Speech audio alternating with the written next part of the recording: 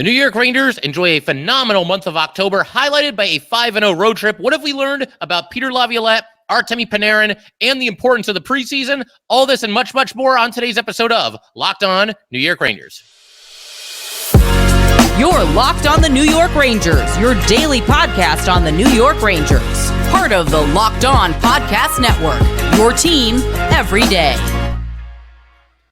Welcome back, Blue Shirts fans, to episode number 930 of the Locked On New York Rangers podcast. I'm your host, John Chick. Just want to thank you guys, as always, for making Locked On New York Rangers your first listen every day. We are free and available on all platforms, including YouTube. And today's episode of Locked On New York Rangers is brought to you by Sleeper. Download the Sleeper app and use promo code Locked On NHL to get up to a $100 match on your first deposit.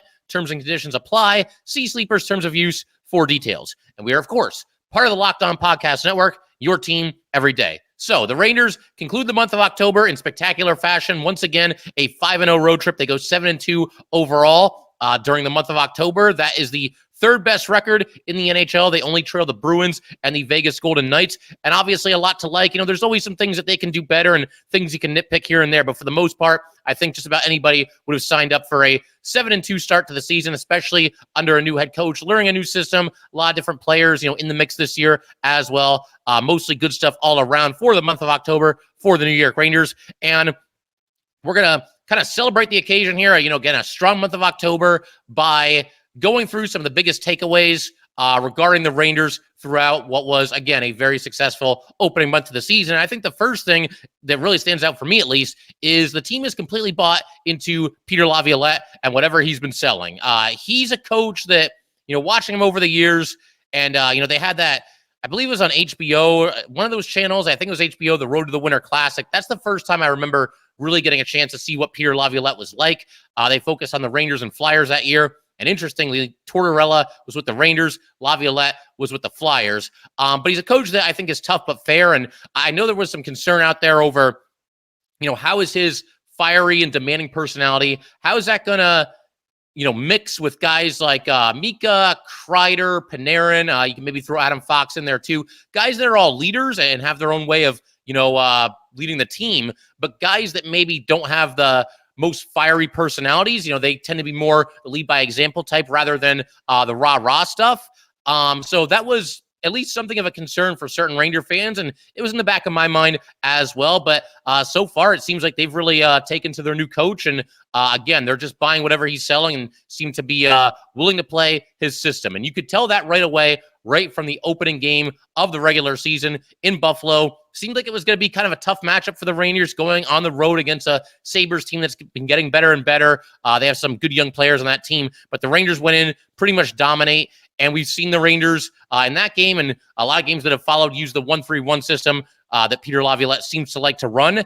And you look at that game on opening night, the Rangers were giving Buffalo fits. The Sabres just couldn't really do anything to figure out how to attack the Ranger defense and how to even get through the neutral zone, basically. And as the season has progressed here, the Rangers, strong team defense has been on display pretty much throughout these first 9 games here. You look at the fact that they went 5-0 on the road trip, and that's all well and good, and that's awesome. And obviously, you'll take that any day of the week because it's as good as you could possibly do on a road trip. But, something that really stood out for me, they didn't just go 5-0. They went 5-0 while allowing their opponents a combined just 7 goals in that 5-game road trip. That is incredible. And for the Rangers to kind of not only pick up the new system this quickly, but also to buy into it this quickly, both of those things, I think it's just tremendously impressive. They look like they've been playing this way for years, and so far, the results have obviously been very positive. The Rangers seem like a more structured team. It's very difficult.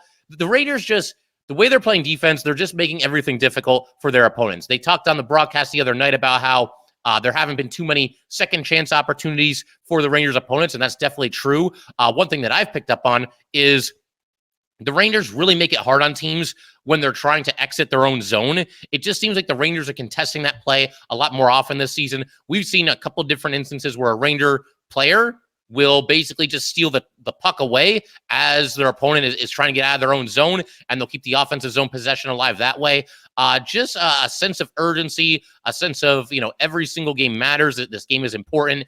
And, something that I love and something that kind of backs up what I'm saying here is just look at this game, this most recent game that the Rangers had against the Canucks. Obviously the Rangers were already 4-0 on the road trip, or rather the Jets. It was the Canucks and then the Jets, but the Rangers were 4-0 on the road trip going into the game against Winnipeg, and they're down late in that game, and they rally out of a, pretty late hole. I mean, it wasn't that late. There were 6 minutes and change left, but the Rangers, they were up against it for times in that game. Second period, I thought they did not have the better play at all, but they fought back, they hung in there, and they found a way to get a win. Could have been satisfied, could have been complacent with a 4-1 road trip. Nah, the Rangers were going to battle back, and that's what they did. They sent the game into overtime, where they ultimately won it. And again, just a fantastic road trip.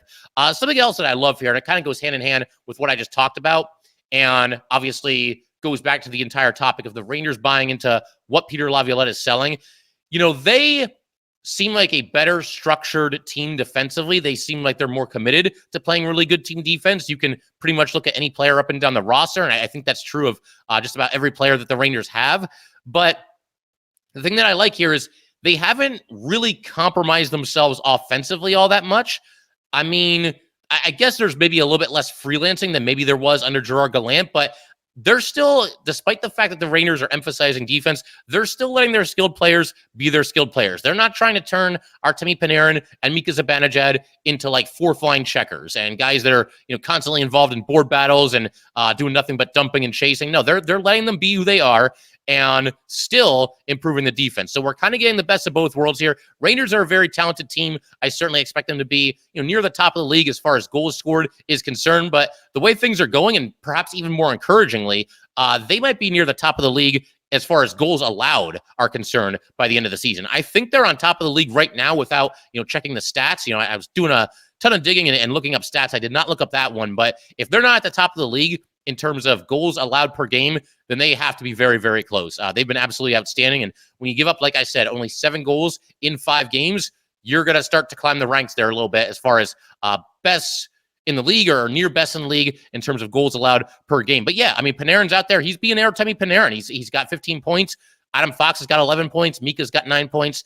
Kreider's got 8 points. It's all the guys that you would expect to be leading the way for the Rangers. And again, I don't think that any of their skill has been compromised to adapt to this new system. They're just playing better defense on top of being an already very skilled team. So that's great to see as well. Another thing that I love here, as far as something that Peter Laviolette has implemented, and I think a lot of people are going to be with me on this one, consistent line combinations. And I got to believe the players like that too. I got to believe the players appreciate the fact that, one so-so shift or one so-so first period, it's not going to result in all the lines being thrown into a blender and you're just kind of picking names out of a hat. It got to the point last year where I was kind of desensitized to it at a certain point. It gets to a point where you look at the line combinations at the start of the game and it's kind of just like, okay, sure, why not? That could work. But you don't even really commit it to memory because, by the time the second period rolls around, everything looks different anyway. So, maybe the players started to feel that way too, where they never could get used to being in a certain place in the lineup, could never get used to playing with the same guys, night in and night out. But the Rangers have not made any changes to their line combinations the entire season. The only exception is, Pitlick's been in a couple of times and VZ's handled the rest of the games. I believe now, VZ's played 7 games, Pitlick played 2, but that's it. And then, of course, Ryan Lindgren missed 1 game. Zach Jones had to jump in there. But other than that, it's been the same Ranger combinations every single game. So I think you have to like that. Another thing here, all 3 of the kids, rather, are being given a chance in the top 6. Philip Hedl, Alexis Lafreniere, Capo Caco. Now, it's been to varying results so far. Philip Hedl does have 6 assists. You'd expect him to be putting up goals. Instead, he's chipping in with a bunch of helpers. Caco off to a little bit of a slow start, a goal and an assist. And Lafreniere has the 4 goals, but he's still looking for his first assist. So you hope that the best is yet to come here, but it's really nice to see again, the consistency with the line combinations, and as a result of that, the kids getting opportunities in the top 6. And, we could nitpick some things. Caco with only the 2 points in 9 games, and Hedl looking for his first goal, Lafreniere looking for his first assist, but the Rangers are still winning games. That's what's important, and it's nice to see that they're being given a little bit more rope than maybe they would have gotten in previous years. I have a hard time believing that any of those 3 players, Lafreniere, Caco, or Hedl, has been in the top 6 for 9 straight games at any point in their careers thus far. And, there is something to be said for earning it and everything, but I do like the fact that they're being given some rope and they're being given a chance to stake their claim and show that they belong in the top 6. And again, the Rangers are winning, so there's not really any reason to make any kind of changes. I am kind of curious, though, to see, what Peter Laviolette, what exactly is his limit? Like, if the Rangers, if they scuffle a little bit or if there's a little bit of a losing streak, at what point would he change the line combinations? I'm curious to see how long that would go. But right now, there's no reason to think about making any changes because the Rangers are on fire. And, for the most part, everybody on this team playing very, very well. But again, to kind of wrap up this section on Laviolette here, as far as the biggest takeaways, Rangers have bought in. They're playing hard every night. They're playing with urgency every night. The only clunker that they had was that 4-1 home loss against the Predators. And I chalk that up to bleep happens. 82 games. It's tough. I mean, it's a good goal to be razor sharp all 82 games, but again, these are human beings. They are not robots. So every once in a while, the occasional clunker, it happens. It happens to the best teams in this league, and it was nice to see them respond the way they have. They haven't lost since that clunker. They went on the road for 5 games, and they won all 5 of them. So nice to see them bounce back. Very, very impressive. We're keep everything rolling in just a second here. Want to also talk about, some other takeaways here, including the fact that the Rangers, and this is something I said in the preseason, but the fact that this team right now, the opening night roster for the Rangers this year is far better than the opening night roster last year. I'm going to kind of revisit that one and kind of add on to it now that the Rangers have obviously played 9 games this season. And also going to give some props to some of the Ranger free agent pickups, looking like Chris Drury made some pretty savvy moves there at a low cost. And we'll get to all that fun stuff in just a second. First, though, we want to let everybody know that today's episode of Locked On New York Rangers is brought to you by Indeed. When you're drafting your fantasy team, do you ever wish you could do the same thing with your business team? If you're building a roster to win the league, you need Indeed. Indeed is the hiring platform where you can attract, interview, and hire all in one place. Don't spend hours on multiple job sites looking for candidates with the right skills when you can do it all with Indeed. Find top talent fast with Indeed's suite of powerful hiring tools like Indeed Instant Match, assessments, and virtual interviews. Indeed knows that when you're growing your own business, you have to make every dollar count. That's why with Indeed, you only pay for quality applications that match your must-have job requirements. Visit Indeed.com/lockedon to start hiring now. Just go to Indeed.com/lockedon, Indeed.com/lockedon. Terms and conditions apply. Cost per application pricing not available for everyone. Need to hire? You need Indeed. All right, we just want to go ahead and thank you guys, as always, for making Locked On New York Rangers your first listen every day. We are free and available on all platforms, including YouTube. And for the everydayers, definitely going to want to stick around. Looking forward to eventually talk about Rangers Canes, but that's not until Thursday. In our next episode, we're going to take an in-depth look at all the Ranger free agent pickups, everybody that's new to the team so far this season, just kind of assess how they fit in and how they've done and where they can maybe in some cases look to be a little bit better in a future episode, that being, of course, tomorrow's episode. So definitely looking forward for that. But right now, let's go ahead and keep our focus on, again, the biggest takeaways for the Rangers from the month of October. And again, I'm going to go back to something I said in the preseason. It's kind of a prediction that I made, and I think it's starting to ring true, at least so far. And I know it's early, but a lot of reason to believe that this will once again hold true this season. It's a much better Ranger team right now than it was at the start of last season. And when I mentioned this in the offseason, because I did an episode where caught a little bit of flack for it from some of you guys, but I think a lot of Ranger fans were still kind of upset about the way the season ended. Obviously, it was a disaster after the first 2 games against the Devils. The series just got away from them, and just miserable performances in games 5 and 7 specifically. But, I think that it kind of blinded some people, and maybe even me to a certain extent, to the fact that the Rangers are still a good team, and they made their team better going into this season than it was going into last season. We're going to, again, kind of revisit this debate a little bit here. Keep in mind, when I say last year's roster, I'm talking about the opening night roster. So Tarasenko doesn't count, Kane doesn't count, Mikkola doesn't count, Mott does not count, because they all joined at or near the trade deadline. But, I looked at the players that were joining this Ranger team this offseason. I felt pretty good about it. Obviously, you're not going to add any big name free agents just because, the salary cap is such that the Rangers can't afford a player like that. But I immediately felt that this was a much, much better team this season. Think about some of the guys that were on the opening night roster last year. And I had to go back and look this up, obviously, because I'm not going to remember everybody. But last year's opening night roster included guys like Ryan Carpenter, Vitaly Kravtsov, Ryan Reeves, and Zach Jones. All 4 of those players played on opening night. And then you had 3 scratches. They were Sammy Blais, Dryden Hunt, and Libor Hayek. And there's nothing against any of those players. They all, I'm sure, did the best they could while they were here. But you look at the players that are on this team now, you can't tell me that the depth pieces, the supporting players, so to speak, that they're not better this year than they were last year. And you could chalk some of the Ranger fast start up to coaching as far as why they're playing better at this point this season than they were at this point last season. But again, I just feel like this is an overall better team that the Rangers have now than what they had during the start of this past season, or last season, I guess we can call it at this point. And, when I say all this, it doesn't even include the fact that, some of the younger players on this Ranger team, you're hoping continue to get better and better. Kakko, Hedel, Lafreniere, Miller, Schneider, even throw Will Cooley in there. I mean, Cooley wasn't on the team last year, but he's in the mix now. So he's basically a new player for the Rangers. And overall, yeah, it's a better team. I will not be convinced otherwise. And to kind of piggyback off of what I just said, another big takeaway here, it's going to be a little bit bold because it is early in the season. So it's probably a little early to proclaim this, but I'm going to say the Rangers absolutely stole 3 different players in free agency this offseason, all 3 of them making 6 figures. Those 3 players, Gustafsson, Quick, Bonino. And again, we don't want to get too far ahead of ourselves here, but the early returns on all 3 of these players has mostly been positive.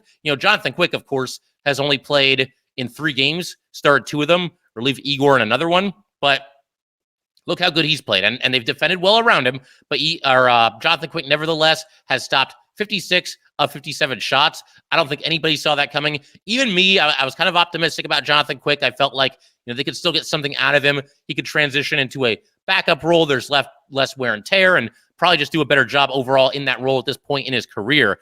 But yeah, 56 saves on 57 shots. Even the biggest Ranger optimist and the biggest Jonathan Quick fan in the world, I don't know that they could have seen that coming to start the season. It is early, but so far so good with Jonathan Quick. You've also got Erik Gustafsson, who seems to be a pretty solid presence on the third pairing with Braden Schneider. He's known as an offensive defenseman, or at least that's how I kind of saw him coming into this season. Obviously, I didn't watch him that closely over the years. To begin with, he's on a new team every single season. Did I break down hours and hours of Erik Gustafsson tape? No, I didn't. But his reputation, at least as far as I was concerned, was always, that of a good offensive defenseman. Think like Keith Yandel, who, people acted like he was a disaster defensively. I wouldn't go that far. I thought he was just okay. But the biggest thing he brought to the table was offense from the blue line. Same thing for Gustafsson. But Gustafsson's played very well defensively so far in the season as well.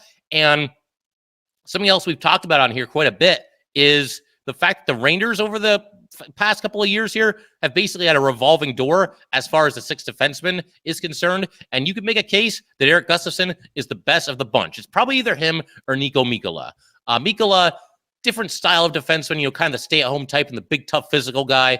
Gustafsson, a little bit more dynamic, can get involved in the offense a little bit more than Mikkola. So it depends what you're looking for. But Gustafsson, 2 goals and 2 assists so far this season is a +5 thus far as well, and has kind of found a home on the second power play unit. So good stuff from Gustafsson. And then for Bonino, it's interesting because I see some Ranger fans online getting on the fourth line a little bit, and the metrics aren't really in the fourth line's favor. And then the fourth line, for all intents and purposes, is Bonino, Goodrow, and Vesey. The expected goals for that line is not good, and the expected goals against is not good either. Goals for is like under a goal per 60 minutes. Goals against is over 3 goals. But, that's where I think sometimes these stats are, that they have their place, but I don't live and die by analytics, because when you see this line on the ice, I mean, does anybody feel like disaster is impending when the fourth line for the Rangers is on the ice? Does anybody feel like, oh man, we're definitely going to give up a goal now? I don't feel that way. I mean, they do nothing offensively, or thus far, they've done nothing offensively. Bonino and Goodrow don't have any points, and Jimmy Vesey, I believe, has 2 assists at this point of the season, but I don't see them as this tremendous liability that people are making them into. And Bonino specifically has done a lot of good things. Even if you believe in those analytics and everything, Bonino is part of a Ranger penalty kill unit that is stopped the opposition on 87.1% of the power plays against. That's 10th best in the league. Bonino is playing a big role there. He's winning 58.8% of his face-offs. And He's blocking shots. My God, is he blocking shots? Nick Bonino, we are 9 games into the season. He has been credited with 31 block shots. 31 block shots for Nick Bonino. And keep in mind, he's only averaging 10 minutes and 41 seconds of ice time per night. So to me, that alone makes him, a steady contributor, somebody that has something to offer. His defensive instincts seem to be very good when the Rangers are killing penalties. I really like what the Rangers have gotten from Bonino thus far. And, I know people get on Chris Drury from time to time, and at times it's been warranted. He's not perfect at all, but the thing I have said on this podcast, I'll probably continue to say unless things really go south unexpectedly, is that Chris Drury has had more hits than misses thus far in his time as the New York Ranger GM. And these 3 pickups right here are all contributing in a very positive way for the Rangers, and he got them all for 6 figures. And that's what he had to do because the Rangers basically had no cap space. So good stuff all around there. Nice to see these free agents contributing early. And we're going to talk more about the free agents in greater detail, all the free agents that were picked up by the Rangers in the offseason in our next episode. For right now, though, I want to turn our attention to Artemi Panarin and just the fantastic start to the season that he's had. I want to talk about him potentially being back to an MVP candidate. He was in the mix a few years ago with the Rangers. Perhaps he gets back to that level this season. He's certainly playing like it thus far. We'll get to that and some other fun things in just a minute here. But first, I want to let everybody know today's episode of Locked On New York Rangers is brought to you by Sleeper. A new NHL season brings all sorts of possibilities. Mika Zibanejad could score 50 goals. The New York Rangers could hoist the Stanley Cup, and you could win big by playing daily fantasy hockey on Sleeper, the official daily fantasy app of the Locked On NHL Network. Sleeper is our #1 choice for daily fantasy sports, and especially daily fantasy hockey, because with Sleeper, you can win 100 times your cash in daily fantasy hockey contests. All you have to do is pick whether studs like Adam Fox, Artemi Panarin, Mika Zibanejad, Chris Kreider, or Igor Shesterkin will record more or less than their sleeper projections for things like goals, assists, saves, plus minus, and more in a given game. To win 100 times your bet on Sleeper, you need to correctly predict the outcome of 8-player stats. You heard me, Ranger fans. You can win 100 times your money playing daily fantasy hockey with Sleeper. So start paying attention and nail your picks so you can start winning big. Use promo code LOCKEDONNHL, and you'll get up to a $100 match on your first deposit. Terms and conditions apply. That's Locked On NHL. See Sleeper's terms of use for details and locational availability. All right, let's go ahead and turn our attention to Artemi Panarin, who just has been ridiculous to start the season here for the Rangers. Emerged as an early season candidate for the Hart and the Ted Lindsay. And I realize, again, light years to go the rest of the season. But if you're giving awards based on just 1 month, he's right in there. He'd be in the mix as one of the finalists for sure. And it's interesting because we saw him emerge as one of 3 finalists for both the Hart and the Ted Lindsay years ago, his first season with the Rangers back in 2019-2020. He was against, I want to say, McKinnon and McDavid, and I believe McDavid won both awards that year. Can't really argue with that. Although I was kind of making a case for Panarin that, by the letter of the law, by the definition of the award, that he should have maybe gotten the Hart because it's most valuable player. And Artemi Panarin, especially back then, his value to the Rangers could not possibly be understated. They've obviously gotten better since then. They have a lot more depth since then. Be that as it may, he's somebody that, again, this year could be in the Hart conversation. And the thing that I love, the points are wonderful and everything, but this guy is just out there. He's engaged in every shift. He's battling in every shift. I thought early in this season, that line of him and Hedl and Lafreniere looked fantastic. Every time they were on the ice, they were basically swarming. And we know that one of Panarin's calling cards and one of his MVP traits is that he is able to, no matter who he's playing with, bring them to another level. And you have to believe right now with Hedl and Lafreniere, and again, a little bit up and down for both of them to start the season, but overall, I think more good than bad from both players. But as far as Panarin's line mates, has he played on a line that has, this much upside and this much potential? And I'm not counting, last year, I know he was out there for a time with Mika and Tarasenko, but, Tarasenko was only here for half a season, and I don't think that line really stuck with any serious regularity, maybe for just a little while. But it seems like going forward, these are going to be his guys. Panarin's going to be out there with Hedl and Lafreniere, 2 former first-round picks, 2 guys that as Ranger fans, we're all hoping can take that next step, get to that next level. Panarin has elevated his other teammates in the past, and he can do the same thing here. And if he does, that'll only strengthen his case. If he continues on this torrid scoring pace that he's on right now, it'll only strengthen his case to, maybe be in the mix for some hardware at the end of the season. And again, I know there's a long way to go here, but show me anybody who's played better than Artemi Panarin. If you just want to go by points, I should preface this whole thing by mentioning that McDavid has missed some time here, so that's why his name isn't in the mix here. But Panarin, second to just Jack Hughes in the NHL in points. Hughes has 18 points. Panarin and Dylan Larkin tied with 15 points, and Jesper Bratt and David Pastrnak both have 14. So Panarin right in the middle of it has at least 1 point in all 9 of his games so far, just showing up with excellent consistency. He's doing his thing on the power play as well, and just working hard every single shift. And you just hope, if you're a Ranger fan, that come playoff time, if the Rangers can get there, that he can carry this kind of momentum, this kind of success into postseason hockey. Because I don't think, if the Rangers make the playoffs this year, there's not going to be a single player under the microscope more than Artemi Panarin. And even if you expand that to the entire NHL and you just look at, general hockey fans, who they're going to be watching, yeah, Panarin's going to be certainly watched very closely come Stanley Cup playoff time. We'll do a couple of rapid fire takeaways before we call it here for the day.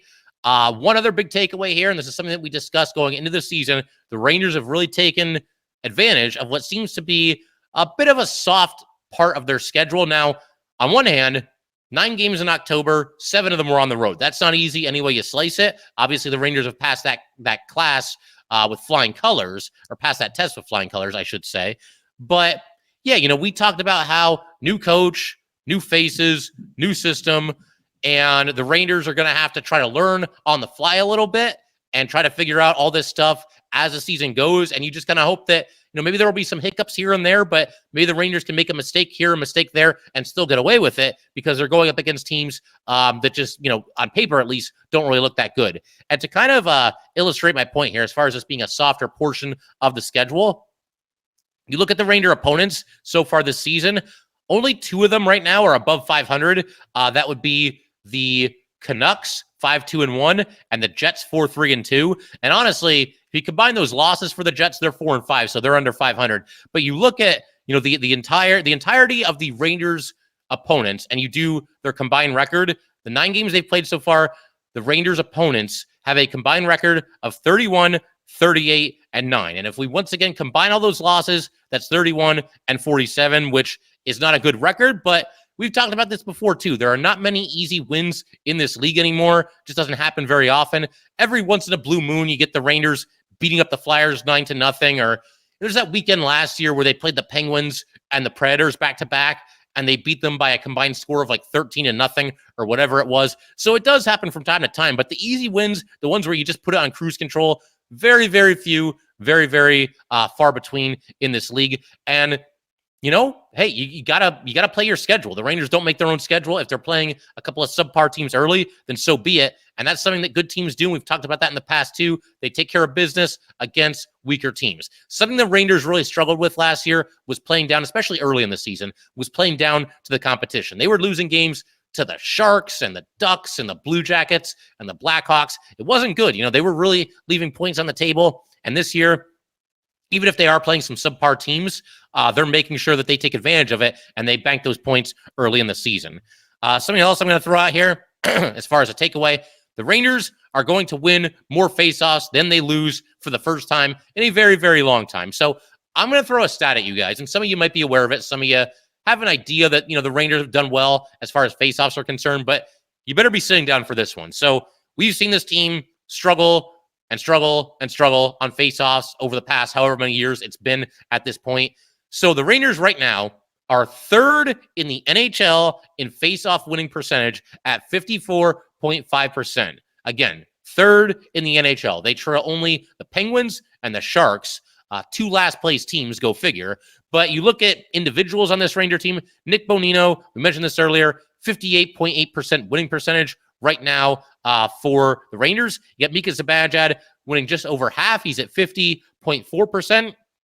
Filipino is only at 45.8%, but that would be the best mark of his career if he stays there for the rest of the season. We'll see how that plays out. So he's improved in that area. And Vincent Trocheck is winning 61.8% of his faceoffs. Now, some of these winning percentages, namely Bonino and Trocheck, will likely come back down to earth at a certain point here. Very, very difficult to sustain that all season and win 61+% of your faceoffs. But even so, those guys are going to do well on the dot. Mika Zibanejad, you hope that he gets over 50% for the season. And Hedl, if he can at least be competitive, that's all we really need. So props to the Rangers for improving in that area. I think Michael Pekka has a lot to do with that. He was an excellent faceoff man during his playing career. And obviously he's now on the Ranger coaching staff. So that's great to see as well. Rangers winning faceoffs. And it's made a difference in some of these wins. That is for sure. Another big takeaway here.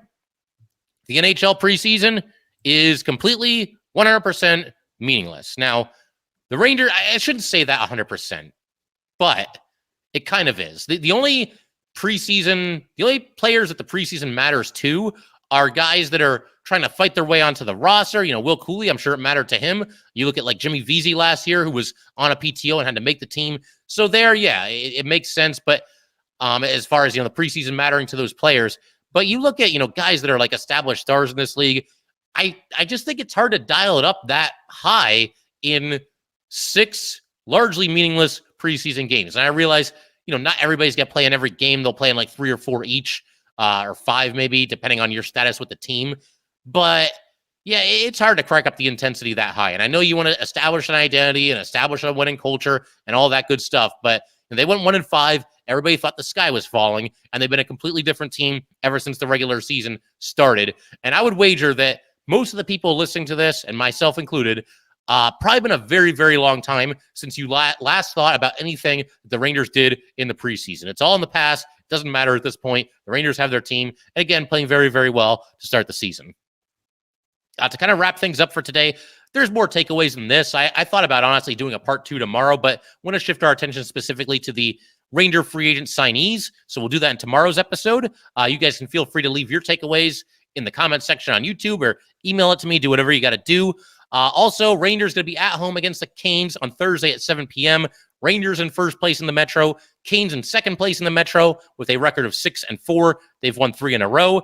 And like the Rangers, the Canes do not play either tonight, Tuesday, or tomorrow, Wednesday. So both teams going to be fresh, rested up for what should be a really exciting division matchup. And I'm very curious to see if the Rangers can keep it rolling and avoid that letdown that sometimes comes with your first home game following a lengthy road trip. So, yeah, I figure we can call it there. Once again, thank you guys as always for tuning in to Locked On New York Ranger podcast, your team every day. If you'd like to get in touch with this podcast, please send an email to LockedOnNYRangers@gmail.com. Once again, that is LockedOnNYRangers@gmail.com. Definitely give us a follow on Twitter as well at LO_NY_Rangers. Once again, that's at LO_NY_Rangers. And definitely subscribe to Locked On New York Rangers YouTube channel. Thanks again, guys. I'll see you next time.